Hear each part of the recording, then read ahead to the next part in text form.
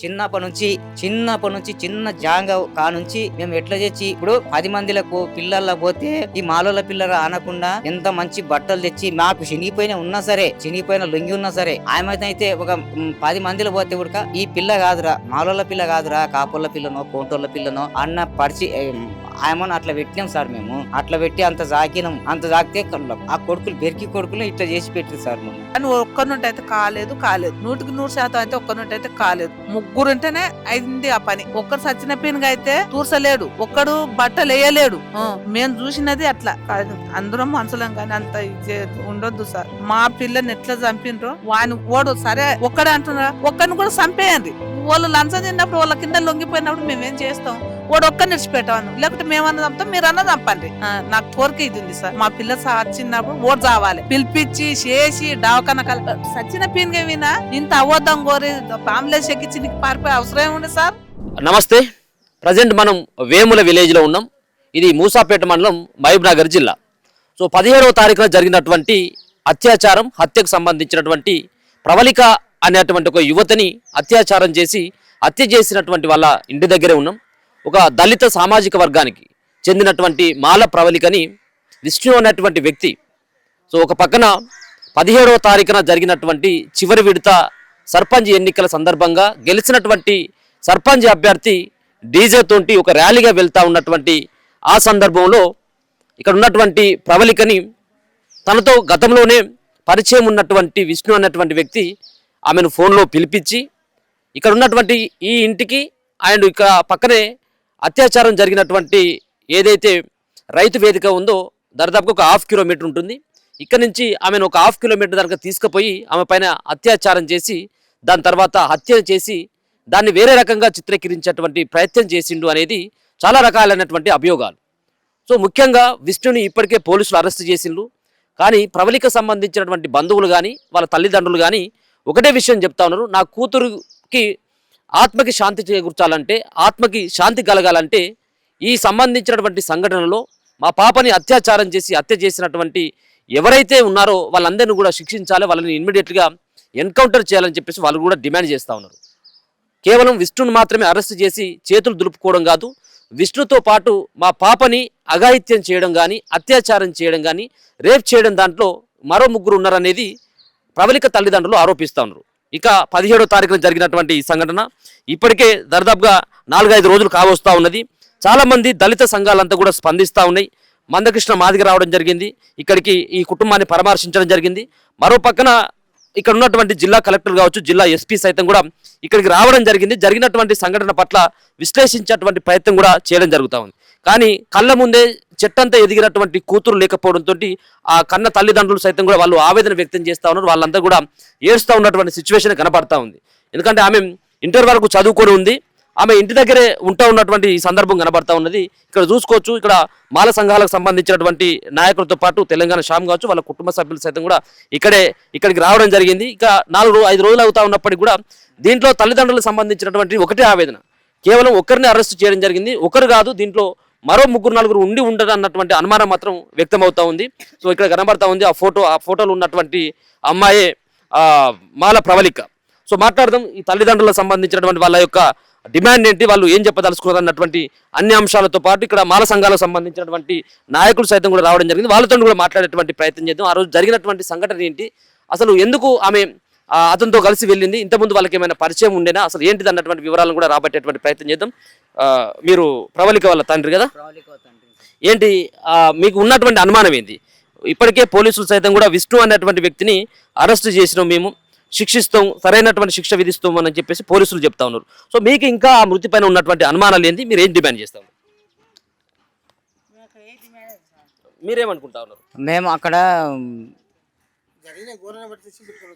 జరిగినటువంటి సంఘటన ఏంటి, ఆ రోజు ఏం జరిగింది, అసలు మీకు ఎట్లా తెలిసింది? ఆ రోజు ఈడికెళ్ళి అమ్మందోళ్ళకొస్తాని వెళ్ళింది సార్. అమ్మందోళ్ళకొస్తా డిజే దగ్గర ఉంది, అమ్మందోళ్ళకొస్తా అని వెళ్ళింది. అమ్మనేమో ఈ ఇట్లా వాడి ఇక్కడ వచ్చింది, ఈమె ఇక్కడ రైతు వేదిక దగ్గర గుడి దగ్గర పక్కల అక్కడ వెళ్ళింది. అక్కడ వెళ్ళినాక ఈ వెనక సీరికి 10-15-20 నిమిషాలకు ఇట్లా కింద పడిపోయిందని ఇట్లా తెలిసింది సార్. తెలిసిన కింద పడిపోయింది వాడు ఇష్టనట్టుడే ఇక్కడ పిల్లలు ఉరికొచ్చి ఈడ ఇల్లు మూసుకొని ఉంటే బాబాయ్ బాబాయ్ అక్క కింద పడిపోయింది పిడుసు అది కండ్లు తిరిగి అని అన్నారు.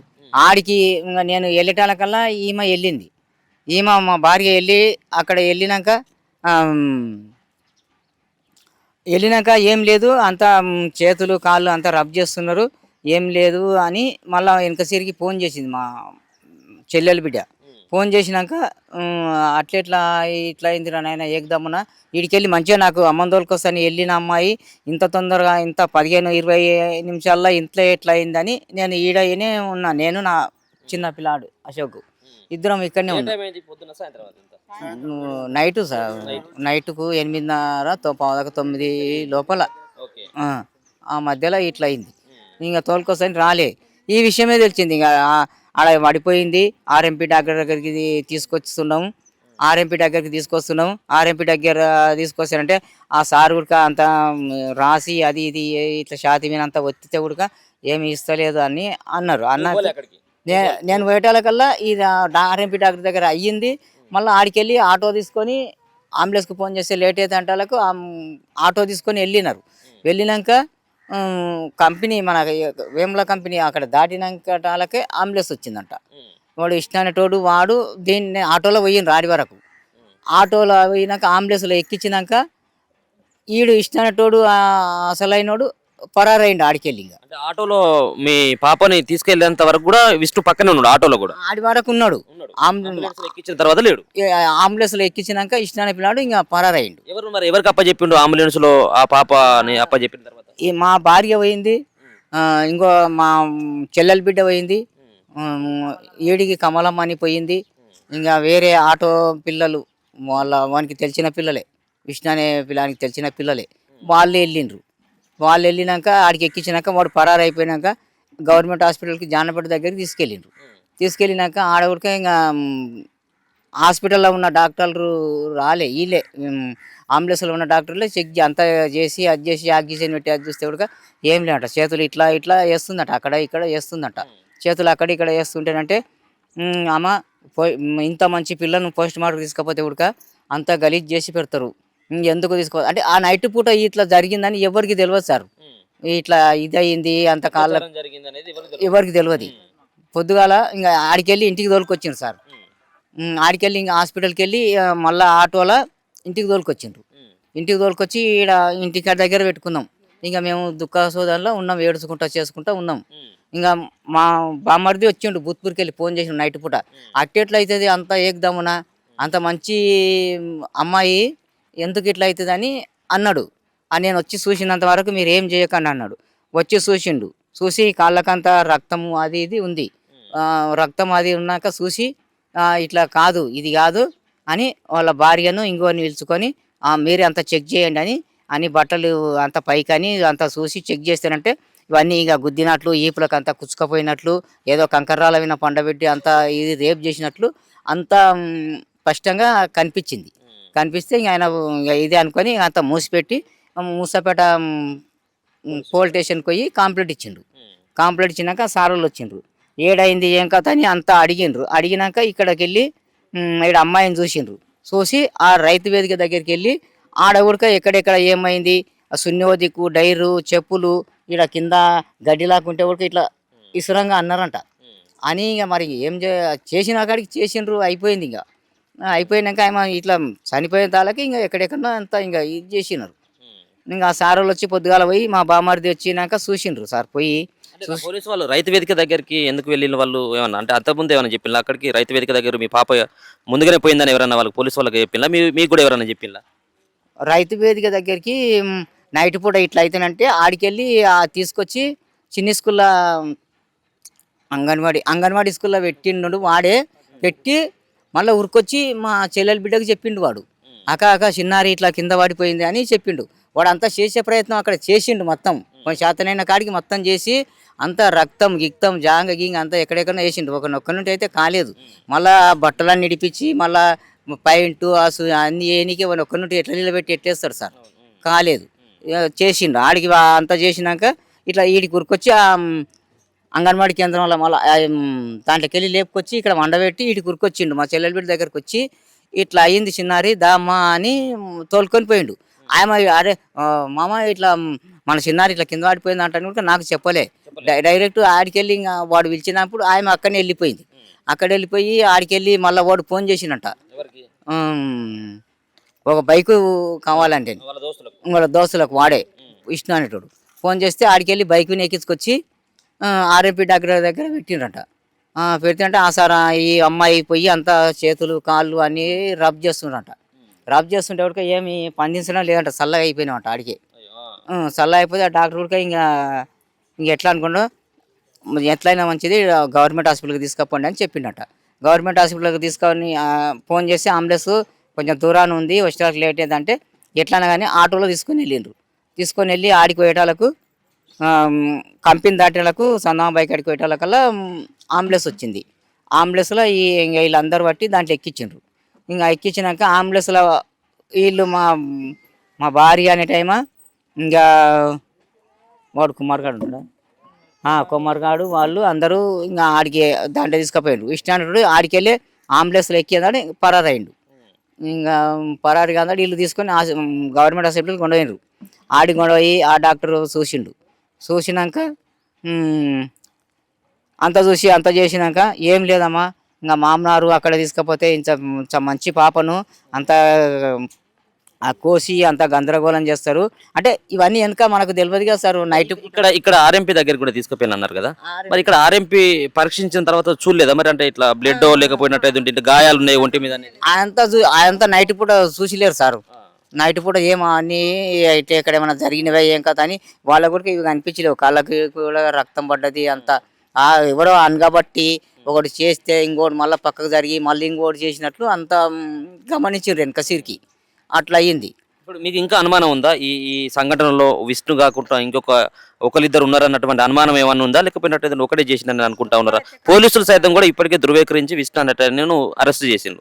సో ఇంకా మీ ఇంకేమన్నా అనుమానం ఉందా? అంత ఘోరమైనాక ఒక్కడి నుంచి అవుతుందా సార్? ఒక ఘోరమైన అది ఆడ ఘోరమైనది ఒక్కడి నుంచి అయితే కాదు, ఎవరో ఉండింటారు దానికి. కానీ వాడు ఇష్టానటోడు చెప్తలేడంట, ఎంత కొట్టినా చేసినా నేను ఒక్కడిని అని చెప్తున్నాడట. అట్లా అయింది. ఇంక ఇటుకి తోలుకొచ్చినాక పండుగ మా బావ వచ్చిండు, మా బామ్మర్ది వచ్చి ఏంది ఇట్లా అయింది ఏం కథ అంటే అంతా చూసినాక ఇది కాదని చూసి పోలీసు వాళ్ళు పోయి కంప్లైంట్ ఇచ్చి వచ్చినాక వాళ్ళు వచ్చి ఈడ పాపను చూసి ఇవన్నీ దెబ్బలు చూసి ఏడైంది ఇదంటే రైతు వేదిక దగ్గర మన అంజనేయుని గుడి పక్కలంటే ఆడికి వెళ్ళిండ్రు. ఆడికి వెళ్ళి మొత్తం చూసిండ్రు. చూసినాక సున్ని అవుతామన్న సున్నికి మొత్తం బ్రెడ్డే, ఇంకా సున్ని డ్రైరు అన్నీ ఎక్కడెక్కడనో పడి ఉన్నాయి. ఇంకా పడి ఉంటే అన్నీ చూసి ఇంకా వాళ్ళు ఆడ చూసి ఇంటికి వచ్చి ఏమైనా పోస్ట్ మార్క్ తీసుకుపోదాం ఇంకా అని కాంప్లైంట్ ఇవన్నీ పోతే అంటే వాళ్ళు చెప్పిందే కావాలంటారు కాంప్లైంట్. ఇప్పుడు నీవు రాసి ఇచ్చిందే రాయాలంటారు. కానీ వచ్చిండ్రు మా వాళ్ళు అంతా ఇప్పుడు ఎవరు మన నారాయణ వాళ్ళందరూ వచ్చిండ్రు సార్. మన రవి అని మాకు తెలుస్తుంది సార్. మా ముందర ఎప్పుడు మాట్లాడలేదు. వాడికి ఇట్లా ఎప్పుడు మా ఇంటికి రాలేడు. అట్లా వస్తుంటున్నా ఎందుకు వస్తున్నారా మా ఇంటికి అని, మా ఇంట్లో డబ్బులు ఉంది ఎందుకు వస్తున్నా అని బెదిరిస్తుంటే మేము నా మూడు బెదిరకుండా నేను బెదిరిస్తుంటి. అట్లా ఇట్లా వాడు ఎప్పుడు రాలే ఇక్కడ మన ఇంటి దగ్గరికి వరకు అయితే రాలేడు. అది ఫోన్ల ద్వారానే నడిచింది వాళ్ళిద్దరికైతే. వాళ్ళకి ఎట్లా పరిచయం? వాళ్ళకి ఏమన్నా క్లాస్మేట్లా లేకపోతే ఆ ఊరోళ్ళ? ఏం కాదు సార్, మా పాప ఏం కాదు, వాళ్ళ క్లాస్మేట్ కదా ఏం కాదు. వినాయక చవితికి అప్పుడు వచ్చి పరిచయం అయింది ఇక్కడ. ఈ గల్లీలో మేము వినాయక నెట్టుకుంటాం గిడ. అప్పుడప్పుడు వచ్చి ఇట్లా పరిచయం అయ్యింది అన్నట్లు. ఇంకా అన్న అని పిలుస్తున్నాం మంచిగా. వాడు ఇంత పని చేసేది మాకు తెలియదు. అరే పిల్లల చేత పిల్లలు మాట్లాడుకుంటారు కదా అనుకున్నాం మేము, అంతేగాని ఇంట్లో చేస్తాడు మా పిల్లలని ఎప్పుడు ఊహించలేదు మేము. ఇట్లా దృష్టిలో ఊహించుకోలేదు. అట్లా ఊహించుకుంటేనే మా పాప మాకు దక్కుతుండే. ఇప్పుడు ఎందుకు మనమే తల్లిదండ్రులు ఆ బాధ పెడితే పిల్ల ఏమన్నా చేసుకుని చచ్చిపోతే మా మీద బాధ అన్నట్టుగా మా పాపను ఏమనలేకపోయాం మేము. నువ్వు డాక్టర్ దగ్గర పోయినావు, ఆర్ఎంపీ దగ్గరికి పోయినావా? పోయినప్పుడు ఉన్నాడు అక్కడనే ఇష్టం అనేటువంటి వ్యక్తి? నేను నా టెన్షన్ వల్ల నేను నా బిడ్డ మీద కూడా ఎవరిని చూడలేదు సార్. చూడలే నేను చూడలే. అంటే మీ ఆయన చెప్తా ఉన్నాడు అంటే అంబులెన్స్ దానిక వచ్చిండు తర్వాత పారిపోయిండు అక్కడి నుంచి అని చెప్పేసి మా చెల్లెల కూతురు, మా ఆడబిడ్డ కూతురు చెప్పింది మాకు. అంటే నేను అంబులెన్స్ లో పోయినా, ఆటోలో పోయినా, అంతా పోయినా నా బిడ్డని తీసుకొని, కానీ వాడైతే నా కళ్ళకి కనిపించలేదు. సో ఎప్పుడైతే అంటే ఆర్ఎంపీ దగ్గరికి పోయేసరికి మీ పాప ఏమైనా కళ్ళు తెరిచి ఏమైనా ఉందా లేకపోయినట్టు సార్ ఏం మాట లేదు మాటలు లేవు. ఎంత అమ్మా అమ్మా అని ఇట్లా కొట్టినా కానీ లేస్తలేదు. నేను పోయి కొట్టి చెంపలకేటి చేతులకేసి గిచ్చితే ఇట్లా ఏమంటలేదు. కళ్ళు ఇట్లా తెరిస్తే ఇట్లా తెరుచుకోసలేవు కళ్ళు. కళ్ళలోనే పానం పోయింది. ఏం జరిగింది అనుకుంటా ఉన్నారు మీరు? ఏం గమనించింది ఇప్పుడు మీ పాప? ఏమనుకున్నామంటే అరే డీజే సప్పుడు ఏమన్నా ఈ చెవుల గాలి ఇట్లా పడి పడిపోయిందని అంతనే ఊహించుకున్నాం, కానీ ఇట్లా ఘోరం అని అనుకోలేదు సార్ మేమైతే. మా అన్న వచ్చినాక తర్వాత అన్ని చూసినాక చెక్ చేసినాక మాకు తెలిసింది ఇది.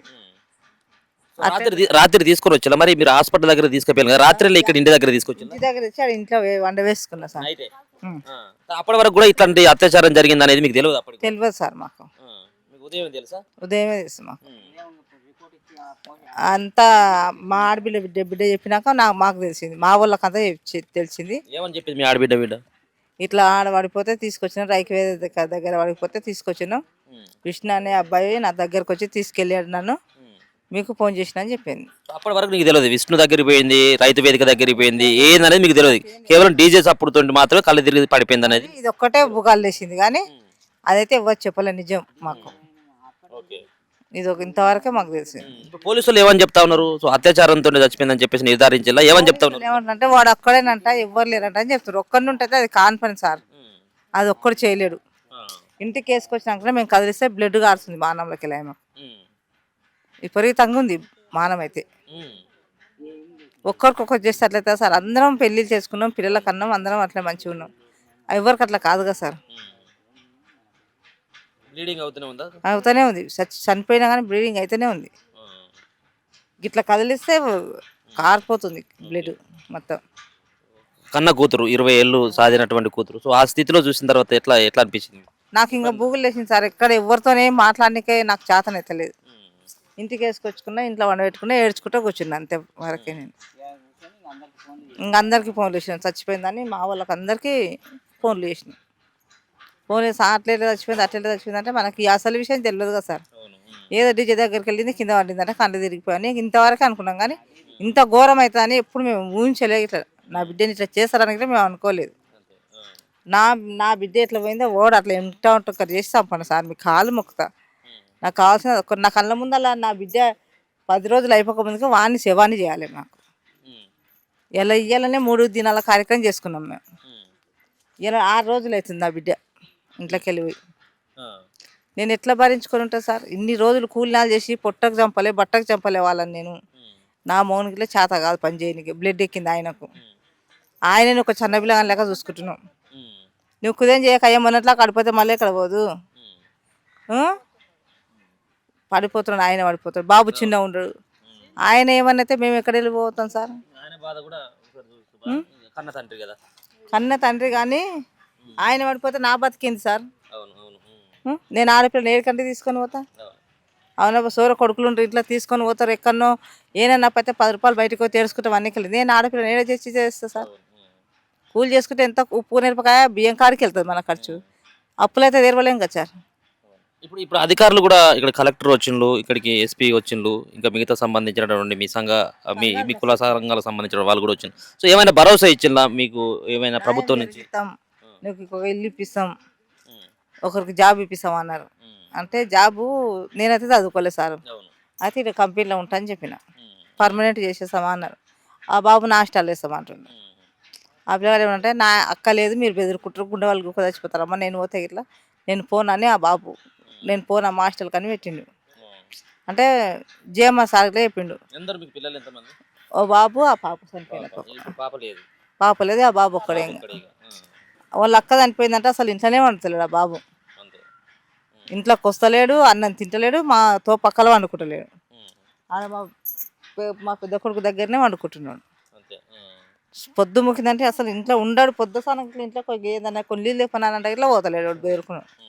వద్దా నిన్న ఈ ఫోటో బ్యానర్ కట్టించుకొచ్చి దండలు వేసింది కదా, అమ్మ అక్క ఫోటో తీసేయి, ఇంట్లోకి వెళ్ళి అక్క ఫోటో తీసేయమ్మని పెట్టిండు. రాత్రి తీసి అక్కడ దాపెట్టిన. వాడు అట్లా పేరుకుంటున్నాడు. నేను ఏడుస్తుంటే ఇట్లా అమ్మ నువ్వు ఏడువకమ్మా, నీకు పానం బాగాలేదు, ఏడువకమ్మా, నువ్వు చచ్చిపోతే మాకెవరు నాయన నేనేమవుతామని వాడు అదే కుదానిలో ఉన్నాడు ఇప్పటికీ. మీరంతా కూడా ఇప్పుడు కూలి చేస్తే బతికేటోళ్ళే మీరంతా కూడా ఆ? చేసుకొని బతుకుతలేము సార్. మీ పాప కూడా మీతో పాటే కూలికి అటు ఇటు వచ్చేదా వస్తున్నాయి పత్తికి దాంట్లో అలకడ పనికి ఎక్కువ కస్తి పనులకి ఇట్లా తొలకపోలే ఆమెను ఎప్పుడు బలవంతం నేను రానంటే పెట్టిపోతుంది ఆమె. 2 ఏళ్ళనా ఛాతి కింద గడ్డ అయింది. ఆమెకు, ఆ. క్యాన్సర్ నార్మల్ గడ్డనే. ఓకే సార్ మీరు బాబాయ్ మీరేమవుతారు ఈ ప్రవళికి ఏంటి బాబాయ్ ఏం జరిగింది మీరు చూసిన కాడికి? మేము అడ్డాకుల నుండి చిన్నమూటి గ్రామం ఉంటాం సార్ మేము. అయితే మా నాయనకి 2 భార్యలు, మేము చిన్న భార్య కొడుకులు, మేము పెద్ద భార్య కొడుకు మా తమ్ముళ్ళు. అయితే కాలేజీ కూడా మేము అడ్డాకులే చేస్తుండే, మా ఊరి పక్కన అడ్డాకుల మండలం కాలేజీ చేస్తుండే. అయితే ఏమో ఇటువంటి విషయంలో ఉన్నది, మా దగ్గర ఉన్నది 3 నెలలు 4 నెలలు ఉన్నది, కానీ ఇటువంటి విషయాలు మాకు ఎప్పుడు ఏర్పాటు తెలియలేదు, ఈడ కూడా మాకు తెలియదు. అయితే ఏమైంది, మేము ఎలక్షన్ గెలిచిన రాత్రికి, ఆ రోజు ఎలక్షన్ సర్పంచ్ గెలిచిండ్రు, ఈయనకి ఇక్కడ కాళింగర గెలిచిండు, మాకు కూడా అక్కడ తెలంగాణ సిబిఎస్ గెలిచింది. అయితే మేము అక్కడ ఉన్నాం, మా తమ్ముడు ఫోన్ చేసిండు, మా అన్న కొడుకు ఫోన్ చేసిండు. నేను అక్కడ ఉన్నాగానే ఏమైంది 9 గంటల కరెక్ట్గా ఇట్లా సంగతి చిన్నారు చనిపోయిందని చెప్పి అన్నాడు. ఏం మాట్లాడుతున్నావు, నువ్వు అంత గది ఎక్కడ చెప్తున్నావు, ఇప్పుడు ఇట్లా చచ్చిపోయిందిరా అని చెప్పి అన్నా. లేదైనా చచ్చిపోయింది అన్న. ఎట్లా అందరితో చచ్చిపోయింది అని చెప్పంటే, అమ్మ చిన్నమ్మ డీజే కాడికి పోయింది, డీజే కాడికి పోతా అని చెప్పింది. ఆమె సర్పంచ్ కలిసి డీజే కాడికి పోయింది. అయితే ఏమై చేసింది, వాడు ఫోన్ చేసినట్ట, మాకు ఆ సంగతి తెలియదు, పాపం పుణ్యం బాగుంది కనుక వాడు ఫోన్ చేసినా ఏమై చేసినా మాకు తెలియదు. ఆ ఫోన్ మా చెల్లెలు ఇంత పెట్టేసి ఆ ఫోన్ పెట్టి అక్కడికి పోయింది, ఇక్కడికి ఆ దేవాలయం కొన్ని దగ్గర పోయింది. అక్కడ ఏది రైతు కమిటీ ఉంటుంది, అక్కడ ఏది లేదు, అక్కడ మొత్తం అడిమి. ఆ అడిమిలో ఒకటి రైతు కమిటీ ఉందంటే, ఒకటి ఇట్లా అరుగుంది, ఇట్లా మూతలు ఉన్నాయి. అయితే ఆ సంగతి మేము తెలియగానే వచ్చేస్తామంటే ఆలోచన చేస్తే, మాకు మా భార్య నేను అందరం కలిసి మా కొడుకు పోదామంటే ఆటోలు ఏం దొరకలే, అంతా ఫుల్ బిజీ ఉన్నారు. సర్పంచ్ గెలిచాం కదా, ఆ సర్పంచ్ గెలిచిన వాళ్ళు డీజే పెట్టుకొని డాన్స్ చేస్తారు, దొరకదు. 11 వరకు కొని ఎక్కడ వెయిటింగ్ చేసి పొద్దున వండుకొని పొద్దున వచ్చాము. పొద్దున వస్తే మేము ఏం చేసామంటే ఇక్కడ చూసుకున్నాం, మొత్తం చూసుకుంటే ఇక్కడ అధికారులకు ఇక అంతా బెడ్ అంటింది. అయితే అంతకుముందు మా ఉజ్వల మేనమా ఉంటే వచ్చిండు, చూసిండు, పోయి పోసి కంప్లీట్ చేసాడు, అప్పటికి కంప్లీట్ చేసాడు. నేను వచ్చాక చూస్తే వాస్తవంగా ఆయన చేసినట్టు మొత్తం బెడ్ ఉంది. ఏంది ఇట్లా అని చెప్పి చూస్తే కొంచెం సేపటికి ఇలా సంగతి ఆడ చంపారని చెప్పి ఎవరు ప్రజానికి వచ్చారు, ఆడికి పోయినాం. చూస్తే చెప్పులేము, బాత్రూమ్ దాంట్లో పుణ్యం ఉండి శూన్య దగ్గర బెడ్ పోతే ఉసుక వేసిండ్రు, బెడ్కు రక్తం తుడిచిండ్రు, ఆ శూన్య వేసిండ్రు, డ్రైరు ఇప్పి అక్కడ వేసిండ్రు. ఆడ గడ్డి ఉంటే గడ్డి సాఫ్ చేసి దాంట్లో ఈనంగా చేసిండ్రు.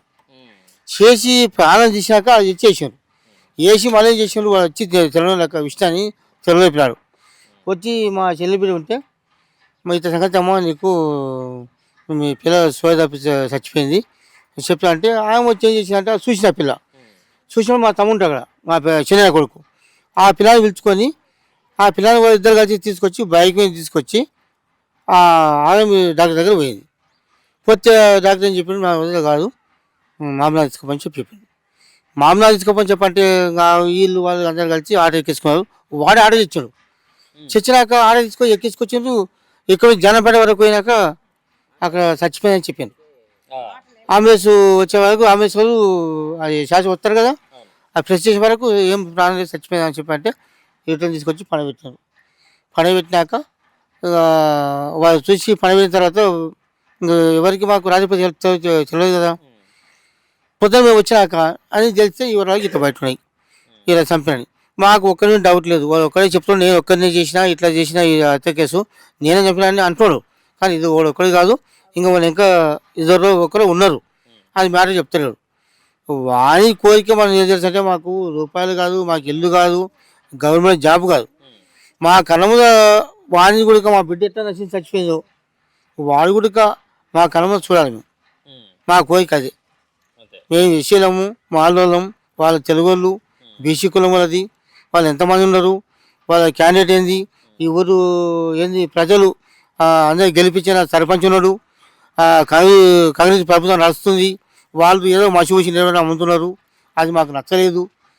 పోలీసు వాళ్ళు ఇప్పటికి కూడా ఒకడే ఉన్నాడని చెప్పేసి కూడా నిర్ధారించి ఒకరిపైన కేసు పెట్టింది. చెప్తుండ్రు, పోలీసు వాళ్ళు ఏం చెప్తున్నారంటే ఎవరు రాలేదు, ఒక్కడే ఉన్నాడు, వాడిని చర్చ చేసినాము, వాడిని బెడ్ వాళ్ళకి చర్చ చేసి చెప్తున్నారు.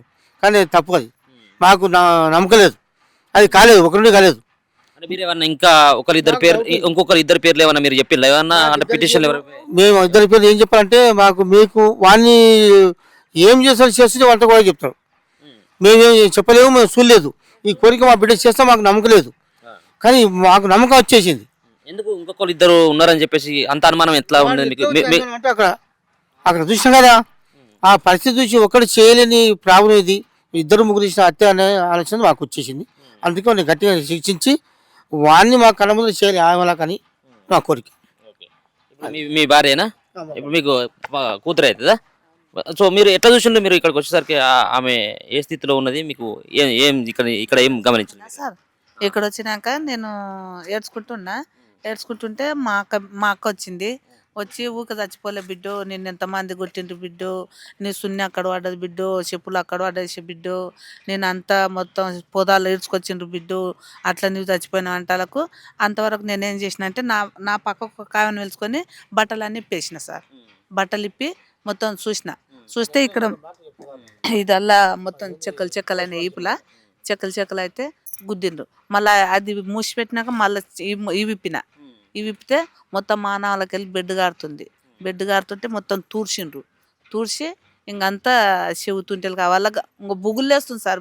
బుజ్జిని చూసే వరకు బుగులు వేసి తట్టుకునే లేక దబ్బున మూసి ఎవరు అక్కడ ఇది చేసిందంటే మేము అక్కడ పోయినాం సార్. అక్కడ పోతే బాత్రూంలో చెప్పులు ఉండయి, జాంగ చెట్లులో ఉంది, పక్కల సున్ని నిండా రక్తం ఉంది. ఇంకెక్కడ ఇంత మొత్తం రక్తం ఉంటే రక్తం మొత్తం ఏం చేసినంటే ఉసికి వచ్చి ఎత్తేసిండ్రు సార్. మొత్తం ఎక్కడ చేసి జాంగ చెట్లు లేచిండు, అంతా సాగు చేసిండు సార్. మళ్ళీ వెనక సీరు పోవాలంటే భయంకరంగా ఉంది సార్. 2 మాట మా ఊరోళ్ళు వచ్చిండ్రు చూపించుకొస్తుంది దాని పోతే ఇంకా మళ్ళీ పోవాలంటే పాప ఆడ ఉందేమో మొత్తుకుంటుందేమో అని అనుకున్నాను సార్. ఇంకా ఇంతే సార్ నేను చూసింది. చాలా భయంకరంగా చేసింది సార్. ఏదో వాళ్ళ నోటికి ఏదో కొట్టి వాళ్ళకు పైసలు కొట్టి ఇట్లా పోలీసులకు కూడా ఇది కొట్టిండ్రు. మా బిడ్డ ఒక్కరుంటే అయితే సావలేదు సార్, కాలేదు సార్. ఇప్పుడు అందరం మనుషులమే, అందరం కథనే సార్. కానీ ఒక్కరుంటే అయితే కాలేదు. 100% అయితే ఒక్కరుంటే అయితే కాలేదు. ముగ్గురుంటేనే అయింది ఆ పని. ఒక్కరు సచ్చిన పీనుగా అయితే తూర్చలేడు, ఒక్కడు బట్టలు వేయలేడు. మేము చూసినది అట్లా. అందరం మనుషులం కానీ అంత ఉండొద్దు సార్. మా పిల్లని ఎట్లా చంపిండ్రో ఓడు సరే ఒక్కడే అంటున్నారా, ఒక్కడిని కూడా చంపేయండి. వాళ్ళు లంచం తిన్నప్పుడు వాళ్ళ కింద లొంగిపోయినప్పుడు మేమేం చేస్తాం? వాడు ఒక్కరిని విడిచిపెట్టాను, లేకుంటే మేమన్నా చంపుతాం, మీరన్నా చంపండి. నాకు కోరిక ఇది ఉంది సార్. మా పిల్ల వచ్చినప్పుడు ఓటు చావాలి, పిలిపించి చేసి దవాఖాన సచిన పీనుగా వినా ఇంత అవద్దం కోరి అంబులెన్స్ ఎక్కించి నీకు పారిపోయే అవసరం ఏముండే సార్? సరే పడిపోయింది కదా పాప, నువ్వు ఇది చేసినందుకు పడిపోయినందుకు అంబులెన్స్ ఎక్కించినా పారిపోయినావు. నువ్వెవరు అనకముందే నువ్వు ఆ పోలీస్ స్టేషన్లో చేరినావు. అదల్లా కాదు సార్, వెనక ఉండరు. హాస్పిటల్ తీసుకుపోయినాం సార్, పోస్ట్ మార్టం తీసుకుపోయినాం. పోస్ట్ మార్టం తీసుకుపోయినాక ఎవరిని మా అన్న కొడుకు నేను కలిసి పోస్ట్ మార్టం పోయినాం. హాస్పిటల్ కొడుకు పోస్ట్ మార్టం పోయినాక ఈ విషయం మా అన్న కొడుకు చిన్నవాడు వద్దు నేను పోతాను చెప్పిన. ఆ పోస్ట్ మార్టం చేసిన నేను కలిసి బండి దుబ్బకపోయి దింపినాం. మా ముందనే మొత్తం అన్ని క్లోజ్ చేసాను, మొత్తం పంజాబ్ డ్రెస్ కానీ మీనా క్లోజ్ చేసినాక ఏముంది అక్కడ, ఇక్కడ కొడితే ఇక్కడ కంతలో కొట్టిపోయిండు, ఇక్కడ ఉంది దెబ్బ మొత్తం, ఇక్కడ నల్లగా గంపోయింది. అక్కడ చూసినాక ఇక్కడ గుద్దాడు, ఇక్కడ గుద్దితే ఊపిరి ఆడలేదు. అప్పుడు ఊపిరి ఆడాక అక్కడ చచ్చిపోయినాక ఇక్కడికి ఇప్పి పడ చూస్తే మా బిడ్డను కదా సారు, మేము చూడలేక కళ్ళతో చూస్తే మానం అంతా పోసింది, బెడ్ అయింది, కొద్ది ఇక్కడ పోసింది. అక్కడ ఏం లేదు, దగ్గర గొలుసు లేదు, ఏం లేదు, నల్ల దారం ఉంది ఒకటి, ముక్కు పొడక ఉంది ఒకటి. ఆ వెళ్ళ చూసినాక మాకు ఫుల్ డౌట్తో ఇద్దరు ముగ్గురు చేసిన వాళ్ళకి ఒకటి చేసింది కదా అని చెప్పి మాకు డౌట్ వచ్చేసింది. ఆ రోజు ఇంకా ఏది పోస్ట్ మార్టం చేయలేదు, టైం అయిపోయిందని చెప్పి పోలీసుతో రిపోర్ట్ రాలేదు. మళ్ళీ రోజు పోలీసు చేసినాక వాళ్ళ మేనమామ పోయి అని తీసుకొని బయటకు వచ్చేసాడు. అది అయితే నమ్మకం బాగా మాకు చూసిన కళ్ళతో చూసి నేను అది. కేవలం తెలంగాణ రాష్ట్రంలో చూస్తున్నప్పటికీ మరి దళితులపైనే ఎక్కువ అత్యాచారాలు హత్యలు జరుగుతూ ఉన్నాయి. కాబట్టి మరి అదే ప్రియాంక రెడ్డిని చంపేసినప్పుడు ఒక నలుగురు డ్రైవర్లు చంపినప్పుడు మరి ఆయనను నక్సలైట్ కింద వాళ్ళను ఉగ్రవాది కింద చంపేసిరు కదా పోలీసు వాళ్ళు. మరి ఇలా దళిత బిడ్డకి ఇంత అన్యాయం జరిగి బ్లీడింగ్ అయ్యి చెస్ట్లో గుద్ది గొంత మీద గుద్ది అన్ని చోట్ల గుద్ది ఆమెను ఒక 2-3 అయితే కనుక అట్లాంటి అత్యాచారం చేయగలుగుతారు. మరి ఈరోజు ఒక్కరినే అరెస్ట్ చేసినామని చెప్పేసి అంటున్నారు పోలీసు వాళ్ళు. మరి ఇక్కడ వీళ్ళ తల్లిదండ్రులు కూడా కనుక్కుంటే ఒక్కరిని అరెస్ట్ చేసినారు అంటారు. మరి దళిత బిడ్డలకు ఒక అన్యాయం, అగ్రకులాలకు ఒక అన్యాయం అని చెప్పేసి మేము ప్రశ్నిస్తున్నాం. మరి అదే రేవంత్ రెడ్డి గారు మరి ఈరోజు మీ రెడ్డి బిడ్డకి ఇట్లాంటి అన్యాయం జరిగితే కనుక మీరు ఊరుకుంటారా? మరి ఇట్లాంటి పరిస్థితుల్లో ఉన్న చదివించలేని పరిస్థితుల్లో ఉన్న ఇక్కడ దళిత బిడ్డ ఈ రోజున సెకండ్ ఇయర్ చదివి కూడా చదివించలేని పరిస్థితిలో ఉండి ఇంట్లో ఏదో కూలినాలి చేసుకుంటే అగ్రకులస్తులు వచ్చి మరి అమ్మాయిని తీసుకెళ్ళి ఫోన్ చేసి ఏదో నచ్చజెప్పి తీసుకెళ్ళేసి ఇట్లా హత్య చేసి వ్యభిచారం చేసి అమ్మాయిని క్రూరంగా కాళ్ళ పొంటి బ్లీడింగ్ అవుతుంటే కూడా అమ్మాయిని ఇచ్చేసి చంపేసి ఇంత క్రూరంగా చేసిన వాళ్ళను ఎవరైతే ఉన్నారో దీంట్లో ఎవరైతే పాల్గొన్నారో ఈ అమ్మాయిని ఎవరైతే రేప్ చేసి అత్యాచారం చేశారో వాళ్ళందరినీ కూడా అరెస్ట్ చేయాలని చెప్పేసి కోరుతున్నాము. మరి కేవలము మరి దళితులపైనే ఎందుకు ఈ విపక్షణ అని చెప్పేసి మేము దళిత సంఘాల నుంచి కోరుతా ఉన్నాము. ఇట్లాంటి సంఘటనలు జరగకుండా ఎన్ని చట్టాలు వచ్చినా కానీ ఇంకా దళితులపైనే అన్యాయం జరుగుతుంది, అత్యాచారాలు జరుగుతుంది. మరి వాళ్ళ బిడ్డలకు ఇట్లా అయితే కనుక వాళ్ళు ఊర్చుకుంటారా? అది మేము ప్రశ్నిస్తున్నాం. మరి కాబట్టి ఇక్కడున్న ఈ ప్రబలిక ఎవరైతే అమ్మాయిందో మాల ప్రబలిక అమ్మాయికి అత్యాచారము అన్యాయము అన్నీ జరిగినాయి. కాబట్టి ఈ కుటుంబానికి న్యాయం చేయాలి, ప్రభుత్వము సరైన న్యాయం చేయాలి. ఇట్లాంటి జరగకుండా మరి ఎవరైతే ఉన్నారో వాళ్ళందరినీ కూడా అరెస్ట్ చేసి వాళ్ళందరినీ కూడా వాళ్ళ నలుగురిని ఎట్లా చంపారో ప్రియాంక రెడ్డి విషయంలో వీళ్ళని కూడా అట్లనే చంపాలని చెప్పేసి కోరుతా ఉన్నాము. లేకపోతే కనుక తెలంగాణ రాష్ట్రంలో ఉద్యమాలు లేవనెత్తుతాము. దళితులమంతా ఏకమైతే కనుక ప్రభుత్వాన్ని కూడా పడగొడతామని చెప్పేసి ఈ సందర్భంగా తెలియజేస్తున్నాం. రామప్రసాద్ అన్న, మీరు కూడా చూడడం జరిగింది. సో వాళ్ళ కుటుంబ సభ్యులు చెప్తున్నటువంటి ఆ అంశాలు కానీ, సో ఇప్పటికే ఒకరిని అరెస్ట్ చేయడం, ఆయన మాత్రం ఒక్కడే ఉన్నాడని చెప్పేసి పోలీసులు సైతం ప్రకటించడం పట్ల మీ అభిప్రాయం? ఒకటి, ప్రవళిక 17వ తారీఖు రాత్రి సాయంత్రం పూట అది ఎలక్షన్ సంబరాలు జరుగుతున్న సందర్భంలో రైతు వేదికకు పోయినాక జరిగిన సంఘటన. అయితే ప్రతిదీ కూడా ఈ కేసులో అనుమానాస్పదంగా ఉంది. ఎందుకంటే నేను ఒక ఎస్సీ ఎస్టీ అట్రాసిటీస్ మీద పనిచేసే వ్యక్తిగా, ముఖ్యంగా దళిత ఆడపిల్లల మీద జరిగే అత్యాచారాల మీదుగా ఫుల్ టైమ్గా పనిచేసే ఒక యాక్టివిస్ట్గా చెప్తున్నాను. ఎందుకంటే పోలీసు వాళ్ళు చెప్పేది ఒకటి ఉన్నది, వాస్తవంగా అక్కడ జరిగింది ఒక దానిలాగా ఇక్కడ ఉన్న బాధితుల కుటుంబ సభ్యులు ఇప్పుడే మనం చూసినాం. అయితే ప్రధానంగా ఏంటిదంటే ఆ అమ్మాయి ఏదైతే జరిగిందో విష్ణు అనే వ్యక్తి ఒక్కడే చేసిండనేది పోలీసులు మొన్న ఎస్పీ గారు ప్రెస్ మీట్ పెట్టి చెప్పడం జరిగింది. నేనేమంటున్నానంటే అమ్మాయి మీద ఉన్న బాడీ మీద ఉన్న గాయాలను చూస్తే ఎవరైనా కానీ తప్పకుండా ఇది ఒక్కరు చేసిన పని కాదు, దాదాపుగా 3 నుంచి 4 మంది చేసే అవకాశాలు ఉన్న డెడ్ బాడీ అది. ఎందుకంటే ఇప్పుడు పోలీసుల వాదన ఏంటంటే ఒక్కడే ఆ ఇద్దరు కలిసే సమయంలో జరిగినది అంటున్నారు. ఎట్లా జరుగుతుంది? ఇద్దరు కలిసే సమయంలో ఎక్కడ దెబ్బ తగులుతుంది, చెస్ట్ కింద తాగుతుంది, మిగతా ప్రైవేట్ పార్ట్ల కింద ఎక్కడ తగులుతుంది? ఇది చెప్పాల్సిన అవసరం. సరే, ఇద్దరు జరిగిన ఇప్పుడు ఉన్న సాక్ష్యాధారాలను ఆ బాత్రూంలో ఏదైతే జరిగిందో ఆ బాత్రూంలో ఉన్న అంత ఏదైతే రక్తపు మరకలని అన్నీ కూడా తుడచడం జరిగింది, మట్టేసారు. అదేవిధంగా చెప్పు ఒక దగ్గర ఉన్నవి, డ్రెస్లో ఒకటి ఉన్నది, చిన్న ఒకటి ఉన్నది. దీని మీద క్లియర్గా సాక్ష్యాధారాలను తారుమారు చేసిరని స్పష్టంగా కనిపించింది. కానీ విష్ణు రిమాండ్ రిపోర్ట్లో ఏ ఒక్క అంశం కూడా పేర్కొనలేదు. అమ్మాయిని బ్లేమ్ చేసే కోణంలోనే రిమాండ్ రిపోర్ట్ ఉన్నది తప్ప అమ్మాయికి న్యాయం జరిగే విధంగా లేదని నేను చెప్పదలుచుకున్నాను. ఎందుకంటే ఒకటి, అక్కడ జరిగింది అమ్మాయిని మభ్యపెట్టి తీసుకుపోవడం జరిగింది. జరిగిన క్రమంలో ఆమె వ్యతిరేకించింది. నేను జనరల్గా ఒక యాక్టివిస్ట్గా చెప్తున్నా, ఒక అమ్మాయికి మానభంగం జరిగే సందర్భం వేరే ఉంటుంది, ఇద్దరి సమ్మతితో జరిగే సందర్భం వేరే ఉంటుంది. ఇక్కడ క్లియర్గా ఏం తెలుస్తుందంటే అమ్మాయి దాన్ని వ్యతిరేకించింది, ఆ కార్యాన్ని వ్యతిరేకించి అడ్డుపడితే ఆమె తీవ్రంగా కొట్టి ఆ కార్యక్రమం చేసినట్లు స్పష్టంగా కనిపిస్తున్నది. ఇంత స్పష్టంగా ఉన్నాక కూడా పోలీస్ వ్యవస్థ ఒక్కడే చేసిండు, ఒక్కడు ఏ విధంగా చేయగలుగుతాడు? ఇంత దెబ్బలైనాక వచ్చిన సాక్ష్యాలన్నీ తుడపడం ఏంటి?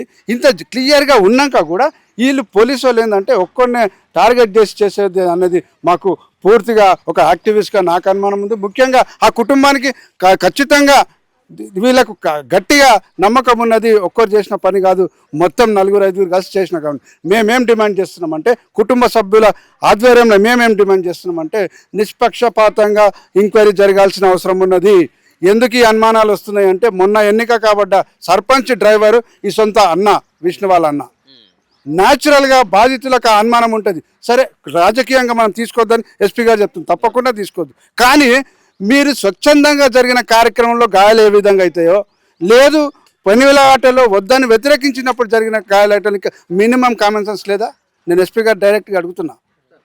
ఏ విధంగా మీరు కేసు అదే ఎస్సీ ఎస్టీ అత్యాచారాల కేసులో చట్టం క్లియర్గా చెప్తుంది, బాధితులకు సాటిస్ఫై అయ్యేంత వరకు కూడా మీ ఇన్వెస్టిగేషన్ కంటిన్యూ చేయాలి. వాళ్ళకి సాటిస్ఫై చేయాలిగా, ఇట్లా కాదు ఇట్లా. కానీ నువ్వు క్లియర్గా డిక్లేర్ చేస్తున్నావు ఒకడే చేసిండని. ఇవన్నీ కూడా అనుమానాలు ఉన్నాయి. అందుకనే నేను ఎస్పీ గారికి సూచన చేస్తున్నా, మీరు నిష్పక్షపాతంగా రాజకీయాలకు మీరు అతీతంగా దీన్ని పనిచేయాల్సిన అవసరం ఉన్నది. నేను సూటిగా అడుగుతున్నా మన తెలుగు మీడియా ద్వారా, ఏమంటానంటే పెనుగులాట జరిగిందా లేదా స్వచ్ఛందంగా జరిగిందా కార్యక్రమం మీరు క్లియర్గా చెప్పాల్సిందే.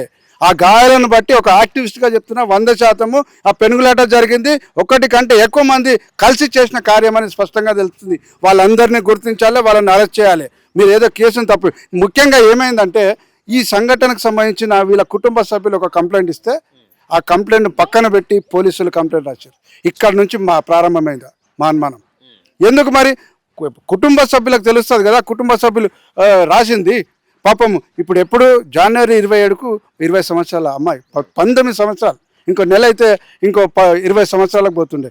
అంత చదువుకున్న అమ్మాయి చాలా అందంగా ఉంటుంది. తల్లిదండ్రులు చెప్తున్నారు, ఇప్పుడు ఏడుపు వస్తున్నది. మేము లుంగి బట్టల మీద మేము చినిగిన బట్టలు ఉన్న నా బిడ్డకు ఎస్సీలు మాలలు కాదు అగ్రవర్ణాల్లాగా కనిపించాలని మేము డ్రెస్సింగ్ చేసి కాపాడుకున్నామని. కానీ ఈరోజు వాళ్ళ పరిస్థితి ఏమన్నది, ఒక్కగానొక్క బిడ్డ పెళ్లికి చేయాల్సిన సందర్భంలో సాగు చేసే కార్యక్రమం వచ్చింది. మరి మీ గవర్నమెంట్ బాధ్యత కదా, ఇటువంటి అన్యాయం జరిగినప్పుడు న్యాయం చేయాలి, వాళ్ళకు చెప్పాలి కదా ఇది జరిగిందని. ఇంతవరకు కూడా వాళ్ళకి ఎటువంటి స్పష్టమైన అది లేదు. ఈవెన్ కంప్లైంట్ కాపీ కూడా సరిగా వీళ్ళు ఇచ్చిన కంప్లైంట్ ఇవ్వకుండా పోలీసు వాళ్ళు కూర్చొని రాపిచ్చి పెట్టారు. ఒకటి చెప్పండి, మీరు పెనుగులాటలో జరిగిన గాయం కనిపిస్తున్నప్పుడు స్వచ్ఛందంగా ఈమె వెళ్ళిందని ఏ విధంగా రాస్తారు? అంటే మా మహిళలను అవమానించడానికి ఆ పోలీస్ వ్యవస్థ ఎక్కడ పోతున్నది ఇది? తర్వాత ఇప్పుడు ఆ కుటుంబానికి పూర్తి రక్షణ కల్పించాల్సిన బాధ్యత ఉన్నది. ఒక్క పోలీసులు లేరు ఇక్కడ, ఆ కుటుంబానికి ఎవ్వరు ఉండరు. రేపు వచ్చి ఆ కుటుంబానికి సాక్ష్యాధారాలు మార్పించిన వర్గం అక్కడ ఉన్నాక ఎవరు లేనప్పుడు వీళ్ళ కుటుంబాన్ని మీద దాడి చేస్తే ఎవరు బాధ్యత? రేపు చనిపోయినాక మళ్ళీ వచ్చి ఏదైనా ఇది ప్రకటించిపోతారా? వాళ్ళకు ఖచ్చితంగా ఒక 3 నుంచి 6 నెలలు పోలీస్ ప్రొటెక్షన్ ఇవ్వాలి. ఇది చట్టం చెప్తుంది, నేను కాదు. దాంతోపాటు ఆ కుటుంబానికి వెంటనే ఆ కుటుంబంలో ప్రభుత్వ ఉద్యోగం ఇవ్వాలి. తెలంగాణ రాష్ట్ర ప్రభుత్వంలోని ప్రభుత్వ ఉద్యోగం ఆ కుటుంబ పెద్దకి ఇవ్వాలి, వాళ్ళ తండ్రికి. ఏం ప్రైవేట్ ఉద్యోగం ఇస్తారా? చట్టం క్లియర్, జీవోఎంఎస్ 13 స్పష్టంగా ఉన్నది. ఏమని? ఈ ఎస్సీ ఎస్టీ అత్యాచారాల నిరోధక చట్టం కింద రేప్ మర్డర్ గురైన కుటుంబానికి ఆ కుటుంబంలో ఒకరికి కంపల్సరీ ప్రభుత్వ ఉద్యోగం ఇవ్వాలి. మేము డిమాండ్ చేస్తున్న కలెక్టర్ గారికి, మీరు ఇమీడియట్గా ఆయనకు ఒక వారం రోజుల్లో ప్రభుత్వ ఉద్యోగం, పర్మనెంట్ ఉద్యోగం ఇవ్వాలి. దాంతోపాటు ఈ కుటుంబానికి అసలు ఏది సాగుకి యోగ్యమైన పొలమే లేదు, 3 ఎకరాల భూమి ఇవ్వాలి. నేను చెప్పింది కాదు, జీవోఎంఎస్ 13లో స్పష్టంగా ఉన్నది. ఆ జీవోలో ఉన్నదే నేను ఇంప్లిమెంట్ చేయమంటున్నా. అదేవిధంగా అలా తమ్ముడు 9వ తరగతి జరుగుతున్నాడు, ఆయనకు మంచి రెసిడెన్షియల్ స్కూల్లో, టాప్ లెవెల్ రెసిడెన్షియల్ స్కూల్లో. ఎందుకంటే భవిష్యత్తులో ఒక మంచి సమాజానికి మెసేజ్ ఇవ్వాలంటే ఇటువంటి పిల్లలకు మంచి రెసిడెన్షియల్ స్కూల్లో ఎడ్యుకేషన్ పెట్టి డిగ్రీ వరకు కూడా ప్రభుత్వమే వాళ్ళకు అది చేయాలి. ముఖ్యంగా దాంతోపాటు ఈ రోజుకి 5 రోజులు అయింది సంఘటన జరిగి. ఆ ఎఫ్ఐఆర్ కాగానే ప్రభుత్వ పరంగా నష్టపరిహారం అందించాలి. ఇంతవరకు నష్టపరిహారం లేదు. కానీ 3 నెలల రాషన్ ఇచ్చారు చట్ట ప్రకారం, కానీ ఇంకా నష్టపరిహారం వాళ్ళకి ఇవ్వాల్సిన అవసరం ఉన్నది. ఎక్కడ పోయింది మరి ప్రభుత్వం? ఏం చేస్తున్నది? ఇవన్నీ కాకుండా ఏవి వాళ్ళ హక్కుగా, బాధితుల కుటుంబానికి హక్కుగా రావాల్సిన ఎట్లయినా వస్తుంది.